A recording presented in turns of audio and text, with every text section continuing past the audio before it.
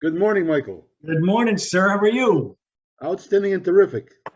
You look terrific as always. Happy Saturday. Thank you. What's going on today? I got a few things going on today. I got a 10 o'clock webinar I'm hopping on that's work related. And this afternoon, Lynn and I are going to, I just call it an outdoor concert. She has a friend of hers who had a son pass away a couple years ago, who was a musician. And so kind of keeping the memory alive, they do this big event with 5 bands from like noon to 5 this afternoon. We've never been before. It'll be fun. 5 bands, so an hour each. Oh no, 45 minutes each. You're good at math. Who knows? 45 minutes, that's what we're limiting people to.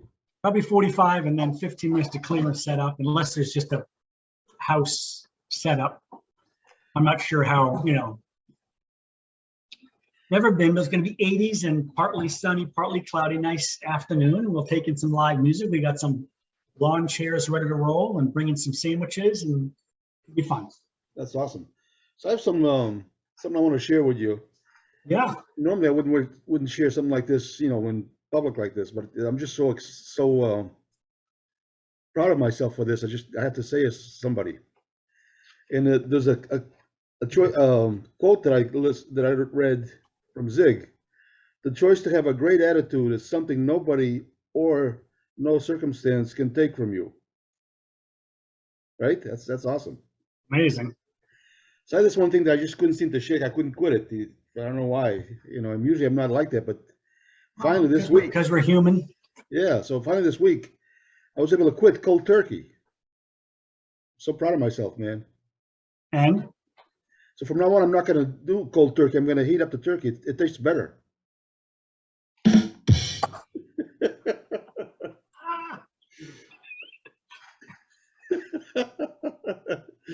Aren't you proud of me?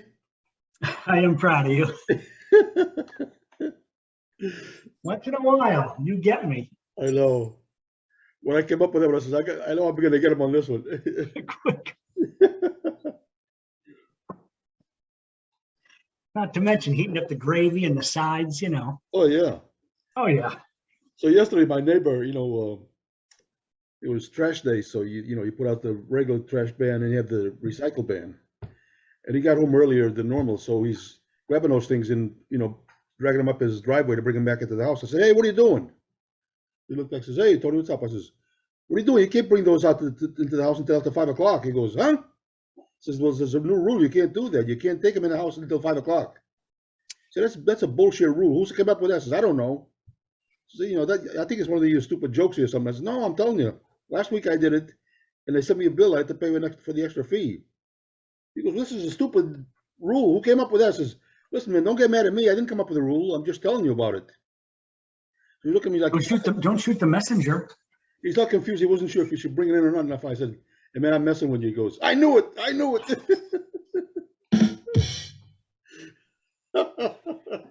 Nice for you. You got that reputation with your neighbors. Is this one of those stupid jokes of yours? Yeah, I have a lot of those stupid jokes.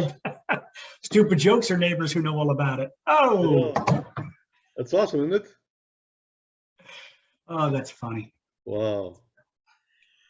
What's happening for you today? You got a beautiful Saturday down there? Yeah. So I have some good friends from Hudson.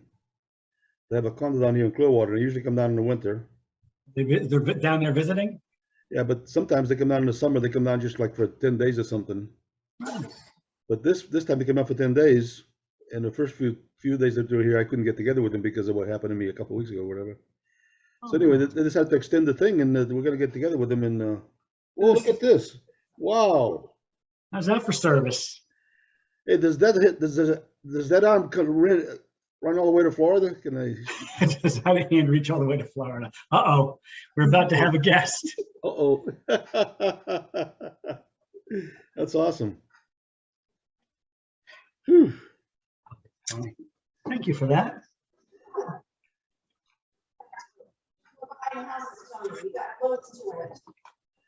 So you know how sometimes when people go get in an elevator and there's a bunch of people in the elevator. So you get in there, and and then people turn their back to everybody that's already in the elevator, and they're looking at the door and the thing or whatever. I never do. You just face them. I face them. I look at them and I say, "You're probably wondering why I called this meeting." The look on their eyes is so amazing. It's like, wow. Response there.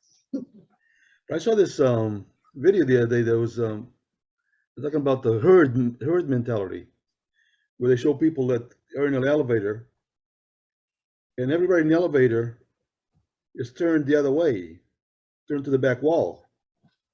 This one girl walked in, and she's looking at the doors like everybody else, but she's looking around, and nobody else is looking at the door, so she's like getting kind of uncomfortable. So finally, she turned just like the rest of the other people. And every time they stopped at the floor and somebody would come in, they'd notice that everybody was looking the other way. So they'd like, so it's that herd mentality. They do what other people do. They're watching, and it's crazy.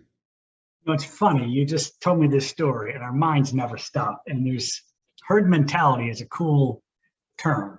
And there's so many examples, my goodness, because none of us want to look foolish. That's what it all comes down to. Nobody wants to look like a fool. Right. And so we kind of like put these masks on and live in this little thing where I think everybody thinks it's okay. And then we do that for 70 or 80 years, right? And you just reminded me of this story that I think about from time to time. I was in 5th grade when this story took place. And I think about it from time to time because to me, it was really sad. And we had this cool, it was called an open classroom. It was a 5th grade teacher and a 6th grade teacher. We were together in one big class. It was an open classroom. It was almost like periods and modules like you'd have in high school or college. There were couches in the classroom. It was a very different model. And a lot of the parents were like fighting to get their kids into this class. And I don't think my parents did. I just ended up in it. This is actually the class where I met my friend Joe, who Joe and I met in 5th grade. So there was a kid in this class who was a 5th grader, and there was a couple of girls who were 6th graders. And of course, these are the girls we all had crushes on. And the teacher decided to do like a herd mentality experiment, not in front of the whole class, but I happened to be watching it from a distance. And he grabbed 2 or 3 of these 6th grade girls, and they were in on it. And he calls this one kid in who's a 5th grader. His name was Billy. And assuming that he had a crush on these girls or whatever, he kind of played that. And he told this silly joke that wasn't a joke. It was a punchline that it wasn't funny. And it was made to be a little bit confusing. And as he finished the punchline, all the girls laughed because they were told to laugh. Right. And this kid laughed. And it was over. But for some reason, that has stuck with me for 50 years, almost 45 years. And I just remember it with a little bit of tinge of sadness to it, like, wow. But to your point, don't we all? So in 9th grade in high school, homeroom teacher was this guy that was, I'm not explaining, he's just an awesome guy, but he was kind of a little eccentric or whatever. But he always wanted to have like the joke of the day during the homeroom theory thing. So one day I said to the guys, listen, I'm going to tell a joke that's not going to make any sense at all, and all I want you guys to do is laugh. So I had 4 guys on it, and he says, who's got the joke of the day? Because he had his, I said, I do, Mr. Farrow. He goes, okay, Tony Cabral's got the joke of the day. Everybody pay attention. Was that really his accent? Is that what he sounded like? Yeah, for real. So I said, okay, I'm going to say it nice and slow because it's kind of a tricky one. He says, there's 2 elephants taking a shower. One said, pass the soap. The other one said, no soap radio. And my 4 buddies laughed. And nobody else laughed. But he goes, wait a minute, Tony, I don't get it. Say it again, please. I said, okay, I'm going to say it nice and slow because it's a tricky one. There are 2 elephants taking a shower. One said, pass the soap. The other one said, no soap radio. And my 4 buddies laughed again, but by this time, 4 or 5 people also started laughing. He says, okay, I know it's usually I like the jokes, Tony, but I don't get it. I says, okay, Mr. Farr, one more time. And was the teacher in on the whole thing? No. Oh. So he wow. So I said, one more time, he goes, okay, 2 elephants taking a shower. One said, pass the soap. The other one said, no soap radio. Now, just about half the class is all laughing because it's so stupid. And he starts laughing. He says, okay, I get it. It's a good one. It's a good one. So you herd mentality. So here's a crazy story. You were in ninth grade at the time? Yeah, but I never told him that was a fake joke. Yeah, I just didn't want to. But the story I just told you, this would have taken place in 1973. Yeah. Around there. I was in fifth grade. The teacher used the same punchline. It was the same it was the same end line, no soap radio. Really? How crazy is that? That's the only part I remember. How we set it up, I forget. But then no soap radio. The girls laughed. Billy laughed. And I thought, wow. Maybe so you reversed it and you got the teacher involved with herd mentality. But the rest of the class started laughing too. They don't know what they're laughing about. It made no sense. That's just it. Nobody. And so here's the entire premise. Nobody wants to look foolish. And sometimes the joke doesn't have to be really funny. It's just that if you say it in a way that makes people laugh, it's not even about the joke. Sometimes it's about you. And the way I was saying it, I guess, was funny. I don't know. Well, when you slowed it down and the whole thing, that makes it funny. But the point is, it's not funny, and nobody wants to look the fool. And that's the big message about our culture and where we're at. And I wonder, like, to what extent? That's something to think about. What extent do we go to not look foolish? So one of my neighbors now next door, across the street, saw me outside. I was getting the mail, and he goes, "Hey, Tony, come here. We saw a couple weeks ago that you were taken away by an ambulance. What happened?" So I tell him the whole story, right? I remember that Saturday. That was 2 weeks ago. Yeah. And where was I going with that? I was going to say something about that. Well, he was inquiring. I told him about the thing about Ty and I when we got that pizza where I interrupted the pizza delivery and we had a slice. I told him Is this the same guy? No, but he's the guy next door. So I told him that story because he never heard it. I says, I don't know if you ever heard this story. And I told him the story. He goes, "Oh my God, you're so crazy. How do you come up with this stuff?" I says, "How do you not come up with this stuff? I mean, come on. How can you?" You're gonna tell him, tune in to No Hissy Fit Zone episode 16. You can hear the story himself. Because I said, "How could you?" How do you not come up with it? You know, I see you all the time. You never tell me any jokes. What's the matter with you? Takes a special person. But you know what? Every person who's got the gift of telling the jokes needs an audience of people who appreciate it. Yeah. Right? We all support each other. And sometimes if I tell a joke and people don't tell me, don't get it, it's not my fault, it's theirs. No soap radio. No soap radio. I just noticed how closely my coffee cup matches to my blue shirt. Well, it's actually a perfect fit. I should stand up a little bit so you can read the rest of this shirt. Siberium, huh? This is a band I went and saw. Wow. Really? Yeah, the guys in the band in Stillface, and we're going into Harvard Square. There's a really cool club in Harvard Square called the Sinclair.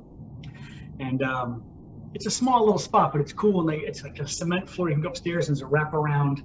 And we were going to see a band called Riverside that Barry, the bass player, discovered and turned us on to. Really cool, progressive hard rock from Poland. And so this band, Siberium, was supposed to be warming up for them. And I did a bunch of research ahead of time to find out about the Siberium. And it wasn't the whole band, it was just the guy doing a lot of his stuff acoustically. And it's rare that someone can play an acoustic guitar with such with such cool strumming and rhythm that I was blown away. Plus but if you go to YouTube and you type this in, he's got a band and it's, oh man, they do some cool stuff. Wow. In fact, the only other acoustic guitar player, I can think of three who I've seen live, who I've been like blown away acoustically. Nuno, of course. And Damon Johnson. Damon Johnson started a band called Brother Kane. Remember them? No. 80s, 90s, they did 4 albums. And a friend of mine, I went and saw them at the Hard Rock Cafe. It used to be in Harvard. The old one used to be a little attic in Harvard Square. And my buddy Ron and I went to see him by himself doing his band's tunes. And it was amazing. Wow. You're a fan of Chicken Foot, right? Yeah. So they do a cover of Highway Star, the Deep Purple. I saw it on YouTube not too long ago because Sammy can hit that high note. Or actually, Michael Anthony, I think, is probably hitting it. But that's a great band. Wasn't that something? Yeah, the version of that thing is awesome. I know there's no. Cool when you got a band that's got that kind of musicianship, and then when they do cover tunes, they can pick tough ones that no one covers because. And that song has a lot of. Case, it was awesome. That song, you know, the original has a lot of keyboard in there. Yep. But Joe Satriani just on a guitar, like wow. You know, this Chickenfoot, man, great band, 2 albums out. And I don't know what happened because they had some traction. People were loving them, and they haven't done anything in, I want to say 7 or 8 years. And I kind of went, you know, probably part of that was Chad Smith is the drummer, and he's in the Chili Peppers. And so that was keeping him busier. And I think Satriani was looking to go do his own thing. He wanted to be Joe Satriani and not in a band, but it's too bad. So, you know, on their album, the first time they put the album out, there's a song called Something Gone Wrong or something like that. Mm-hmm. And I was listening to the CD on the way home from work. And I'm listening to that song, and I listened to it about 5 times. And I'm listening to the guitar thing, what they were doing. I says, you know, I think I can do this. Because, you know, sometimes some guys can just listen to something, they can play it. Yeah. I'm not that type of guy. It takes me a while to figure out how to do it unless I go to YouTube and get a lesson video or something. Tutorial. So I'm listening to that and listening. I says, man, I can do this thing. I can do it. I can play this. So I got home. I grabbed the guitar and started playing it, and I was doing it. I was like, whoa. Really? Yeah. And then I bought the song up on YouTube so to see if I was doing it right. And sure enough, I was playing along with it. And I said, wow. It was one of those days where I felt like, man, I can do this. This is amazing. This is on the first Chickenfoot album? Yeah, it's called Something Gone Wrong, I think it's called. Grabbing my phone. So here's interesting. No. So I've had a subscription to iTunes, Apple Music forever, you know, $9.99 a month, and just keep download unlimited. And I didn't realize how dependent upon it I was, because you just keep adding and listening and all sorts of stuff. You get into this ritual of how you listen to music. And I had a credit card change on me, so they sent me the new card with the new number. And I don't keep track of all the automatic billing on the credit card that just expired until everyone starts saying, hey, you owe us money, you know? Yeah. And with the knee surgery and all the stuff I've been going through, I never got back to Apple Music to start it up again. I think when I do, they'll put back everything that I've downloaded because they keep track of my stuff, but I haven't done it yet. And it's amazing how depleted my music is because all the Apple Music is gone that I rent every month for $9.99. Wow. So I got no Chickenfoot. That's what I was looking for. So how was your knee? How was your knee? So I'm 5 weeks out, 5 weeks and 2 days. I think I'm doing good. PT, I had a miraculous physical therapy yesterday. I go twice a week, but we hit some milestones yesterday. So the big key with the knee in the first 6 or 8 weeks is getting it as straight as you can. And when I say that, people relate to, like, if you're lying on your bed, you could put the back of your knee on your mattress, just flatten it straight out. I can't do that. So that's called 0 degrees. You're at 0. And the other one is how much can you bend it and get it closed. And the goal is like 135, 140 degrees. So I had gotten my knee, I didn't, but me and 2 other physical therapists, so we had got it down to 3 degrees flat. And that was with a guy having half his body weight on my knee. So I get in there yesterday, and Ross, who's a friend of mine, because I've been in there long enough for lots of different stuff, says, we're getting that knee straight today. And Ross is 6 feet tall, 230, lives in the gym. And I'm like, okay, and we did. But there was some huffing and puffing and breathing and when I left, I felt like apologizing to everybody in the entire clinic because I must have scared someone because you just can't, you got to react. And then we got it closed to another record, 116 degrees. But it's a lot, man. So, and he suggested I really step up my own home stretches and exercises I'm doing at home. Wow. So I'm getting there. Sleeping is weird. It's harder now than it was the first few weeks just because I wake up with like this ache. It's crazy. Wow. But I'm going the right. Everyone says I'm on schedule, if not a little ahead of it. So I'm feeling okay about it. I am starting back to work this week. It's been 6 weeks. And I got appointments lined up on my calendar. I'm actually going to pick up a company car. I think I told you that the company I was working for, running sales appointments for, was purchased by the parent company. And they do a lot of this. And so they purchased two companies in our area, merged them into one company, and it's owned by corporate.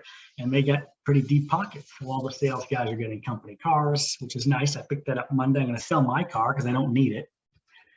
And back to work Tuesday. So looking forward to getting back a little bit. My energy level is not back to normal yet. So we'll see how it goes. But all good, going in the right direction. Cool. So I joined this place called Anytime Fitness. Are you familiar with it? Yeah. So Anytime, because you can go there anytime you want in the middle of the night. You have a pass, you can actually go in there and you work out on your own. So the coach, of course, wanted to set me up with all kinds of, wanted me to sign something to pay him more to do coaching stuff. He says, have you been working out regularly? I says, no, it's been a long time. He says, so sometimes it's good to have a coach to help you through the thing. I says, listen, when I was young, I could bench press Rhode Island. He looked at me like, huh? I says, I could bench press Rhode Island. He says, Rhode Island? Yeah. I says, yeah, but by the way, Rhode Island is really stupid because it's not a road, it's not an island. So I don't know why they named it that. It would have been funny. They said, well, you can't be showing up. It's the smallest state in the country. Come on. When you bench press Connecticut, get back to me. He was trying to sell me this scale that's like an electronic scale, and it talks to you. So it says, good morning, Tony. You're supposed to get on it, and it asks you the name and all your age and this and that and your height. And then it's supposed to take your thing, your weight, and it gives you ideas on, how you should check your goals, and it tells you how you're doing, whatever. Yeah. So he's telling me about that stuff. He says, okay, so get on the scale so we can, it'll ask you for your name, then we can program it. So I get on the scale, and the scale says, 1 at a time, please.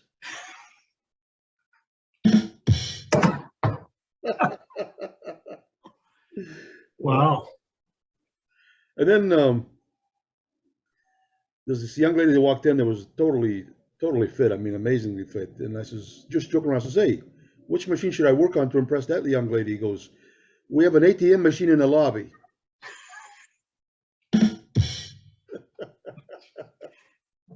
Lynn and I, you have a lot of fun with strangers, and I've learned from you to be more comfortable around that. And again, those are all that masks we wear not to look foolish. And Yeah. Lynn and I were just before my knee surgery, we were at this nursery buying some flowers and some stuff for gardening we're doing in Worcester, and we're online. And I look behind us, and there's, everyone's casual shorts and t-shirts. It's a hot summer day, and there's a guy who appeared to be a little bit older than me, us. But man, this guy was in good shape. He had a t-shirt on, and you could just tell like he had some big shoulders. He was fit. And I go, I'm just gonna have some fun. So I walked up to him and I said, I just got a quick question. How many days do I have to live in the gym to look like you? And he took it serious. He's like 3 or 4. And so then I started a conversation. I'm like, you look amazing. And, and then he goes on to say, well, listen, I own a gym right down the street. It's a fitness center. And first lessons on me. Come on in. I'm like, wow. It's just, and I said, I'm getting ready for knee surgery. We had a nice conversation in the parking lot, but it wouldn't happen if I hadn't just approached him and had some fun. Yeah. And it was all, completely genuine compliments. The guy looked incredible. We're at BJ's Wholesale the other day, and there was a couple that were over by the produce section. They're talking and stuff. And for some reason, sometimes I don't know what it is, but when I see people in stores and whatever, there's some people I just have to go to and show them a picture of my pride and joy. It's like I have to. Of course. I don't even know how to explain it. I think it's like I'm called to do it or something. But I was pushing the cart and Terry's putting stuff in it, and then I saw those couple, so I went over. She goes, "Oh boy, here we go." Does Terry just roll her eyes, walk away, or just does nothing? She knows. She still sometimes says, "Like, why are you bothering people?" So I went over. Bothering? I'm blessing these people, honey. So I said, "Hello guys, sorry to bother you, but I just got a call from corporate, and they told me to show you a picture of my pride and joy." And they both looked at me like weird. And the guy says, "Corporate?" I says, "Yes, sir." So I showed them the picture, and they both broke out in laughter. I mean, instantly. And they were looking at each other laughing, and they said, "Man, we really needed that this morning. Thank you so much." I said, "Oh, my pleasure." But I don't know why I do it. I just did. I've done it, like I told you before. I think I've done it over 30,000 times. Well, I mean, I just kind of made a little bit of a joke, but I think that's probably your mindset. Like, I'm blessing people by lightening up their day and having some fun, and you do. Yeah, and the thing about blessing the people, it's not about something that's like egotistical on my part because Not at all. I know the reaction I get from these people. No, it's not about you at all. It's about lightening everybody up. Although with I just one have, time, we had a store in the Maria Island one time, and this lady was like a little jewelry store, homemade jewelry, and she was not didn't seem like she was in a good mood. So I said to her, "Ma'am, can I show you a picture of my pride and joy?" And she goes, "Well, I guess." And I looked, she looked at that and she started crying. I mean, she had tears in her eyes right instantly. And she's like crying. And so Terry came over, smacked me on the shoulder, like, as if to say, leave her alone. what do you do? But she said, no, no, it's not what you think. My father passed away 3 months ago. And he used to do that all the time. With same joke. The same joke. And she said, you know, when I was younger, my friends would come over, he'd have to show it to everybody. And I used to say, Dad, leave people alone. And he said, no, people they always laugh. But then she said, so now he really did something for me because I realized that every time I told him not to do that, I was wrong because what you just did was a big deal for me because you made me think of my dad and brought back good memories. And you told your dad the same thing. Stop doing that. Stop bothering people. She used to tell her dad that, yeah. Yeah. Oh, I got you. That's amazing. No soap radio. There it is. Hey, listen, this picture just came up on my phone and it also somewhat matches my blue shirt. This is my new bionic knee. Oh, wow. Look at that thing. It's amazing that they can do that. That makes no sense. It's like crazy to me. Don't mess with me, or at least my right knee. Wow. That's funny.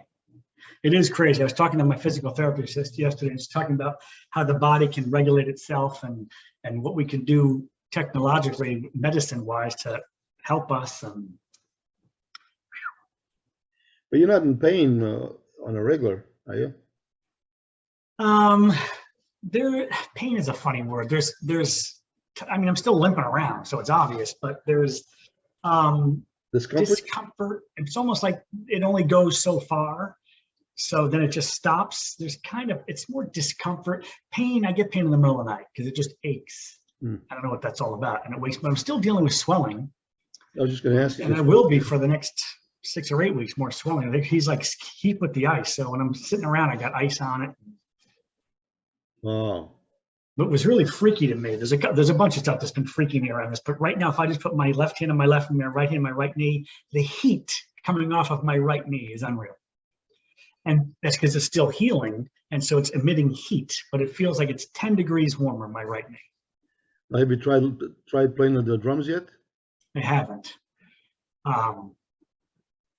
No, and I will soon. I'm not concerned about it, but I've been thinking about pulling out the double pedal, and I think I might, when I come back to drumming, put a double pedal down, because there's a few things in our music where the guys are like, oh, some double bass drum right there would be really cool, and I've always said, that's not me, but maybe it's going to become me. So you should do it like the regular drummers. Take a couple of Quaaludes and sit on the drums and play. Oh, that's funny. You know, you do hear, I mean, often rock music is associated, maybe less so now, with all the drugs and alcohol in the 70s and all that stuff. I don't really partake in any of that. I mean, I certainly drink alcohol, but I've also, and if I'm playing live, I will not drink anything until we're done. Because I did once, and it just, as the time it just messes with me time-wise and confidence-wise. And I'm like, I don't need that. So that's why I love if we're warming up for a band and we're first. Great. Like done, pack it all up, have a beer, watch another band. I love it. So one time I had a friend that actually passed away because he did way too many drugs back in the 70s. But he's always taking these, I think they call them Quaaludes, but he was taking downers, taking downers. So one time, me and three of my buddies went to the Patriots game. And then he says, hey, how was the game? I says, well, man, I got there, and right away there was a first down. And then they moved the ball a little bit more. Now there's a second down. And then there was a third down. And then somehow these guys went all the way to the end. They did a touchdown. And I was really down over that stupid game, so I came home. I couldn't take it. Oh, that's awesome. At one time, being that English is a second language for me, in the beginning, especially when you were trying to learn it, you would you would translate in your mind. People would say something, you translate to see what they were saying, so you could. Because you're thinking in Portuguese and then trying to speak in English, Yeah, yeah. right? So one day he says, "Man, I got to go to the bathroom. I gotta take SCHIT, right?" So, oh, you're the one that's been taking them. I go there and I leave one, and I go with back and it's gone. Somebody takes them. So you're the one that's taking them. He says, "Huh?" The word "take" is not really appropriate in that sense, but it's just part of our cultural vernacular. Yeah, I gotta go to the bathroom and take a. You're the one taking them. The other one taking them. There's not many of you. Oh, I know. That's funny. That's funny, yeah. Oh, so I went and saw, Lynn and I went to the movies last night for the first time ever. We have not been to the movies together on a date. So we did last night, and we went to this spectacular, some of these theaters, this one's in Framingham, where you got like the recliners and you can order food and the waitress brings your food to you at your recliner seat. Wow. A glass of wine, and it's beautiful. But we saw the new Elvis movie. Have you seen a preview for this? No.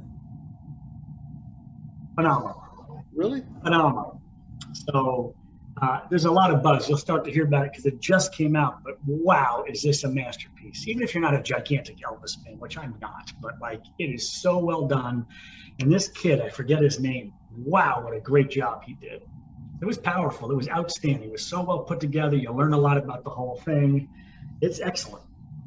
So at the mall here in Clearwater, there's a, I think it's a Cobb Theater or something, but they have some in the front rows of those chairs that if you're watching a movie with like fire jets or something, your chair does that stuff. Like you feel like you're in it. Oh. Wow, it's crazy. I remember back, I was years ago, I had a friend of mine, acquaintance, but he was in the high-end home theater business, and I was doing a little bit of helping with him. And they would actually, some of these companies, they would put like the subwoofers in your chair for your home theater, and you're part of it. Well, the other big movie right now, speaking of woofers and part of it, with the big buzz, is the new Top Gun Maverick movie, which is getting a lot of press. I mean, people are going to see it 4 and 5 times. I'm sure I'll see it eventually, but a lot of big press on that one. People are loving it. So 3 years ago, I got rid of cable, and I just have streaming on the TV. Yeah. I have Roku, and I have all these other things I can get on there.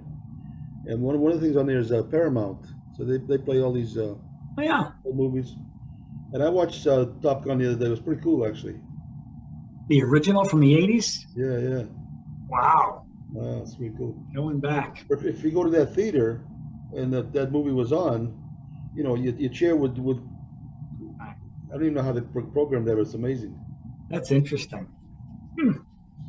Oh, I'm trying to give you an experience. Huh. So how are the theaters? Are they full? A lot of people are there, or? No. So this particular this is a big place. There's like 16 theaters in this AMC cinema. And this particular one was all the recliners, so it's fewer seats anyway. But I would say it wasn't half full. Huh. But the recliner thing is fun, and they're set up in twos. And so, like an airplane, there's an armchair, an arm between you, but you can lift it up, and now you're like on a little like love seat that are separate recliners. Wow, nice. Yeah, it wasn't half full. So last time we talked, you said something about JD and the Retro Riders at a new video or something. Oh yeah. That's all you said. You want to say something about it, but you didn't. Oh, you know why? Okay, so. Whoa, you didn't say anything. Whoa, So JD and the Retro Riders are making things happen. And they did a bunch of music videos and released them. So they have a song called She's the One. This is a great idea. And so if you go to JD and the Retro Riders, and Retro Riders, RetroRyders, JDandtheRetroRiders.com, and click on videos, and then click on She's the One, which is a really great, I mean, all their songs are just so infectious. They get this pop riff, and you're singing, you'll hear the song once and you're singing it the rest of the day. So it's a great tune. But what he did was went on social media and put out to his fan base, send me pictures of important women in your life. She's the one. your girlfriend, your daughter, your mother. And so all these people sent pictures in, and in the music video that they did, which was them playing it live, he has pictures of women streaming across the screen, and it was awesome. And I sent him a few. So Lynn's in there, and my daughter Jen is in there, and my sister Betsy, who's been gone for it'll be 9 years this October, going across the screen. It was awesome. Wow. And it was what a cool thing to involve your audience in your video. That is good, yeah. So she's the one, great tune, but really fun. The reason I didn't say anything is because I was telling my daughter about that, and she hadn't seen it yet. I was wanting it to be a surprise. And Lynn. Huh. Very cool. My daughter hasn't seen it yet. My daughter is at her first NASCAR event today. Wow. Up in New Hampshire. Have you ever gone to one? No, I'm assuming it's bigger in the South where you are. Well, no. So when I lived in Leominster, Okay. the guys at Sapolo Ford were all NASCAR fans, and I really wasn't. Right. So they said, hey, we go down to Dover, Delaware, to the NASCAR because, they had Ford, so they liked the Ford drivers, and they hated the like Dale Earnhardt was a big guy, and he was Right. Chevrolet. So I had a T-shirt that said Dale who with a question mark, and then all the Chevrolet fans were like, hey, that's not. I said, well, I don't know, it's just a shirt. But anyway, I went to that the first time. I was like a great crowd out there, everybody's like hooking out by the cars or whatever. And then when you get in the racetrack and the race starts, and those cars are going fast, man. Yeah. They're like 40 cars in traffic. They're this far away from each other, and they're going like unbelievable speeds. I'm like, how do they do that? It's so crazy. So it's fun to spectate this because I can't Oh, imagine. it's amazing. I mean, if you go one time, you'll ever want to watch it. So then I thought when I was at Sapolo Ford, I sold StarCraft conversion vans, and every year I would win the thing for New England for selling the most conversion vans for StarCraft. So they fly me in a gas carrier or whatever to the Indianapolis 500, right? I could go to the race, or I could go to the time trials. So couple times I went to time trials, and the cars, they're coming around the fourth turn, and then when they go to the front straightaway, they were doing like 240 miles an hour. Crazy. It's just like, boom. So I said, this is amazing how. So one of the guys next to me says, yeah, go down to the wall and watch them come out a couple of times, but then the next time let them go twice, and then turn your back to it so you can't see it coming. And it's going to shoot out from behind you. You'll actually get a real good feel for what the speed is like. So I go down with Terry down to the wall. But Terry doesn't really like that section. It's too loud and too fast anyway. Right. So when we turn our back and the cars come from behind us, it goes, boom, it's so amazing. It boggles the mind that somebody could be driving that thing. And those cars are like about this tall. Yeah, those are like a little head, and the thing is going, it's like little rocket ships. And Johnny Rutherford was one of the drivers. Remember that name? The StarCraft Conversion Events was one of his sponsors. So we got to have dinner with him one night, And one of the guys says, how in the world do you drive